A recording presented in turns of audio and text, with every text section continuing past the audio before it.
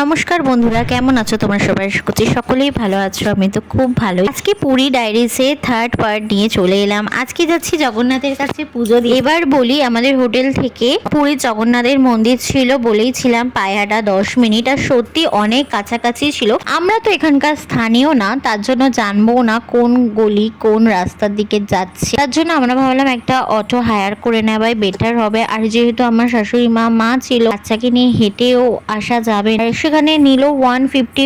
অনেকগুলোই গেট ছিল। আমরা জিজ্ঞাসা করে প্রথমে একটা গেট থেকে মন্দিরের ভেতরের দিকে ঢুকলাম। এখানে প্রথমেই জুতো, ফোন, ব্যাগ ঠ্যাগ রেখে আমরা ভেতরে গেলাম। শুধু ছেলে জলের বোতলটাই নিয়েছিলাম। আর তারপরে ওখানে পুজো টুজো দিয়ে বাইরে বেরিয়ে, প্রচন্ড রোদ ছিল, রোদের জন্য একটু কষ্ট হয়েছে। যদি বিকেল বেলার দিকে বা ভোরবেলার দিকে আসতাম আরো হয়তো ভালোভাবে ঘুরতে পারতাম। তো যাই, জগন্নাথের পুজো দিলাম, এটাই ভালো লাগলো। তো নেক্সট পার্ট আবার আসছে।